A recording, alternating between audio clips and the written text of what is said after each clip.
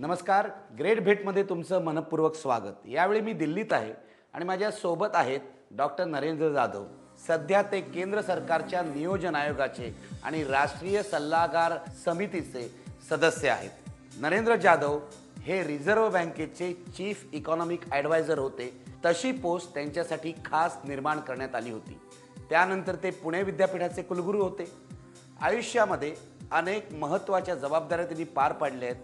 त्यामध्ये अफगाणिस्तान आणि इथिओपियामध्ये सुद्धा त्यांनी काम केलं आहे. तुमच्याकडे बघितल्यावर अखंड ज्ञानयोग आणि अखंड उत्साह म्हणजे काय हे कळतं. लक्षावधी इतर लोकांसारखाच मी डॉक्टर बाबासाहेब आंबेडकरांच्या विचारातून प्रेरित झालेला माणूस आहे.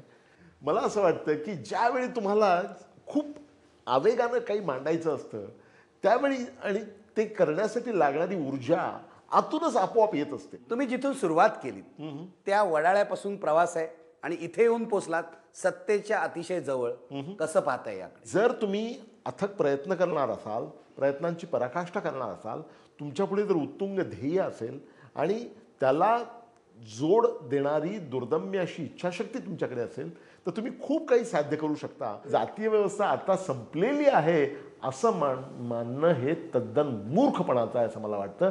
कारण आज मी तिला जाती व्यवस्था ही आपल्या मानसिकतेमध्ये दडलेली आहे. त्यामुळे नंतरच्या काळातही मला त्याचं प्रत्यंतर आलेलं आहे, अनेक वेळा आलेलं आहे, परंतु ते सॉफिस्टिकेटेड. रिझर्व्ह बँकेत तुम्ही जे काम केलं हे सर्वसामान्य अधिकारी जे काम करतात तसं काम नाही आहे. बरोबर. भारतीय अर्थतज्ञांच्या एका मोठ्या बैठकीमध्ये त्यावेळच्या गव्हर्नर साहेबांनी माझा उल्लेख केला होता की he is the James bond of reserve bank of India.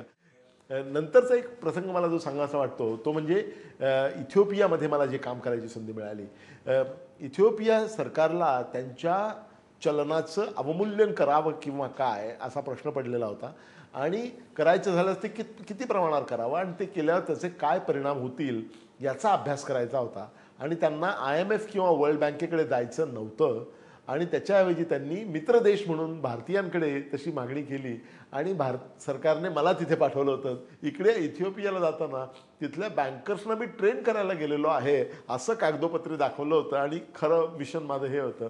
आणि हिंदी पिक्चरमध्ये जसं बोरवली, खंडहर वगैरे वगैरे असतात पडक्या ठिकाणी, तसे मला इथिओपियामध्ये त्यावेळी हुकुमशहाची राजवट होती. मेंगिस्तू नावाचे हुकुमशाह होते.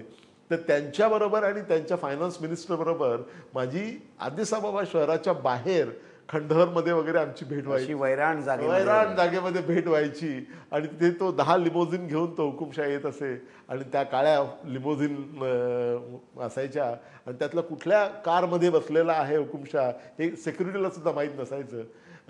आणि तो सगळा नाट्यमय वगैरे प्रसंग होता. तिथे जाऊन तो रिपोर्ट मी लिहिला. पण अगदी अलीकडे तुम्ही अफगाणिस्तानमध्ये गेला आणि डेप्युटेशनवर गेला. तिथे तुम्हाला रिझर्व्ह बँकेने पाठवलं? नाही, रिझर्व्ह बँकेने नव्हतं पाठवलं, भारत सरकारने पाठवलं. भारत सरकारने पाठवलं नव्हतं. मग काय झालं होतं की 22 वर्षाच्या युद्धानंतर अफगाणिस्तान हा देश जो एकेकाळी अतिशय सुंदर देश होता त्याची पूर्णपणे तो जीर्णावस्थेत आलेला विध्वंस. 22 वर्षाच्या युद्धानंतर किती वाताहत होऊ शकते याची कल्पना आपण करू शकतो.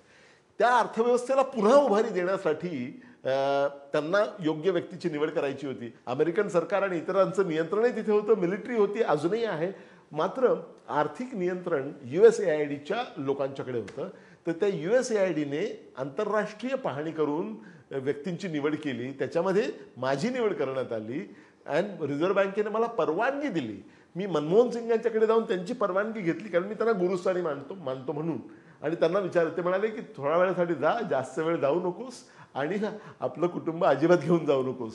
कारण हे अत्यंत धोकादायक काम होतं. म्हणजे तालिबानचे हल्लेही त्या काळात होत होते. अगदी रोजच त्या काळामध्ये तिथे जाऊन I was the chief economic counsellor for Afghanistan. तिथे एक्सचेंज रेट मी ठरवत असे, इंटरेस्ट रेट त्यांचे मी ठरवत असे, दर आठवड्याला मी अनाऊन्स करत असे आणि तिथल्या सगळ्या लोकांना मौद्रिक नीती, मॉनिटरी पॉलिसी चं ट्रेनिंग देण्याचं काम मी केलेलं आहे आणि तिथे सगळी उभारणी करण्याचं काम झालं आणि ते खूप समाधानकारक आहे. हे सगळं ऐकता ऐकता माझ्या असं लक्षात येत आहे की एखाद्या सिनेमाप्रमाणे तुमचा हा प्रवास आहे, एकदम चित्तवेधक वगैरे वगैरे.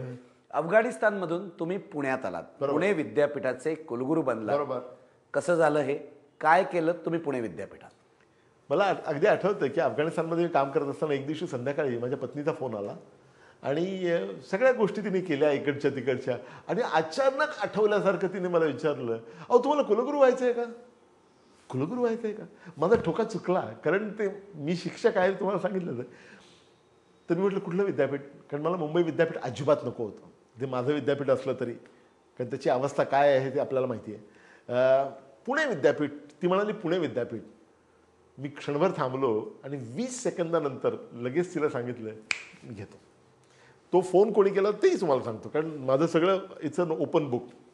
आपले पुण्याचे उल्हासदादा पवार यांनी तो फोन केला होता आणि विलासराव देशमुखांनी त्यांना सांगितलं की तुम्ही फोन करून विचारा साहेबांची यायची तयारी आहे का. मी ते स्वीकारल्यानंतर मला सगळ्यांनी वेड्यात काढला, अर्थात की हा वेडेपणा आहे. कारण मला तुम्हाला कल्पना येणार नाही, तुमचं आर्थिक नुकसान झालं होतं. नुसतंच नुकसान नाही, 1.25 कोटी रुपये वर्षाकाठी मला मिळत होते, त्याच्याऐवजी 5 लाख रुपये वर्षाला, म्हणजे 95% वेज कट. 95% वेज कट घेतलेला माणूस तुम्ही मला जरा कृपा करून दाखवा इकडे तिकडे. पण आय डिड इट. पुणे विद्यापीठाचं आमंत्रण मी का स्वीकारलं तेही मी तुम्हाला सांगतो. मी काही ठिकाणी मी सांगितलं, काही लोकांना ते आवडलं नाही, पण मला मुद्दाम ते सांगा असं वाटतं की त्याला एक सामाजिक काय म्हणतात सोशल डायमेन्शन आहे. म्हणजे पहा की पुण्यामध्ये पेशवाईच्या काळामध्ये दलितांवरती जेवढे अनन्वित अत्याचार झाले, एवढी अमानुष वागणूक त्यांना मिळाली, तेवढी आपल्या देशामध्ये कुठेही मिळाली नसेल. म्हणजे जिथे त्यांना शहराच्या बाहेर जावं लागत होतं दिवसाच्या शेवटी संध्याकाळ झाल्यानंतर, जिथे त्यांना शहरामध्ये वावरताना गळ्यामध्ये गाडगं बाळगावं लागत होतं की ज्यांच्या थुंकीमुळे जमिनीचा विटाळ होऊ नये म्हणून, ज्यांची सावली अंगावर पडू नये किंवा सावली पडल्यामुळे रस्त्याचा विटाळ होतो म्हणून कबरेला झाडू बांधायला त्यांना लागत होता, त्या पुण्यामध्ये सामाजिक सुधारणा खूप झालेल्या आहेत, अर्थातच खूप बदलही झालेले आहेत. परंतु पेशवाईच्या काळामध्ये ही जी अमानुष अवस्था होती, त्या पुण्याच्या परिसरातल्या पुणे विद्यापीठाचा कुलगुरू म्हणजे पोप सारखं तो जॉब आहे. तो केवळ एक विद्यापीठाचा कुलगुरू असा जॉब नाही, तो पोप सारखा जॉब आहे. हे लक्षात घेऊन मी त्याचा स्वीकार केला आणि माझ्या मनामध्ये हे सगळं परिवर्तन डॉक्टर बाबासाहेब आंबेडकरांमुळे हे जे परिवर्तन घडलेलं आहे त्याचा मी साक्षीदार आहे असं मला वाटतं, त्याचं मी प्रतीक आहे असं मला वाटतं. म्हणून मी ते स्वीकारलं. त्या विद्यापीठाचं संपूर्ण कायापालट करण्याचं काम मी केलेलं आहे.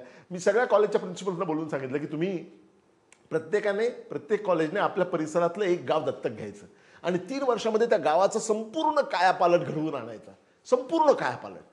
आणि सगळे तयार झाले आणि इतका उत्तम प्रकारे काम केलं. त्यांना मी 15 कलमी कार्यक्रम करून दिला होता. झाडं लावण्यापासून लोकल लिडरशिप डेव्हलप करण्यापर्यंत, अंधश्रद्धा दूर करण्यापर्यंत, की समाज आणि शिक्षण हे एकमेकांच्या हातात हात घालून पुढे गेले पाहिजेत. म्हणजे समाजाने शिक्षणाकडून प्रेरणा घ्यावी आणि शिक्षणाने समाजाकडून प्रेरणा घ्यावी आणि दोघांनी हातात हात घालून पुढे जावं. विशेष करून गरीब विद्यार्थ्यांसाठी, मागासलेल्या विद्यार्थ्यांसाठी मी एक अतिशय महत्त्वाकांक्षी प्रोग्राम राबवला सॉफ्ट स्किल डेव्हलपमेंटचा. त्यातून असंख्य लाखो मुलं मुली तयार झाले आणि त्याचा इतका चांगला परिणाम झालेला आहे.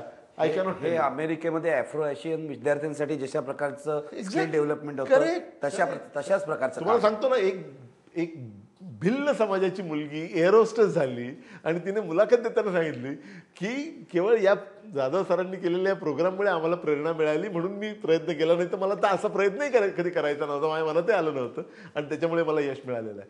दिस इज व्हेरी व्हेरी इम्पॉर्टंट. खूप योजना राबवल्या. एक ज्येष्ठ नागरिकांची योजना मी राबवली, तुम्हाला माहिती आहे का, की स्पेशल PhD प्रोग्राम फक्त ज्येष्ठ नागरिकांसाठी. PhD प्रोग्राम त्याच्यात 2 अटी असतील. पहिली अट म्हणजे किमान 60 वर्ष पाहिजे आणि दुसरी अट म्हणजे कुठल्या तरी विद्यापीठाचा कुठल्या तरी विषयाचा बॅचलर्सची पदवी पाहिजे.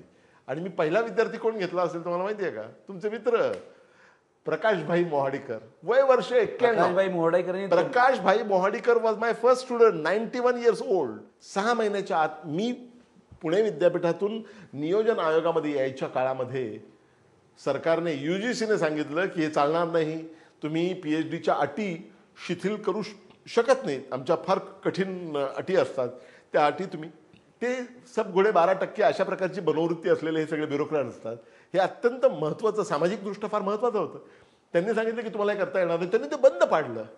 मला तुम्हाला सांगायला विशेष आनंद होतो की आता नियोजन आयोगामध्ये माझ्याकडे जी खाती आहेत, खूप मोठी मोठी खाती आहेत, त्यामध्ये शिक्षण हेही आहे.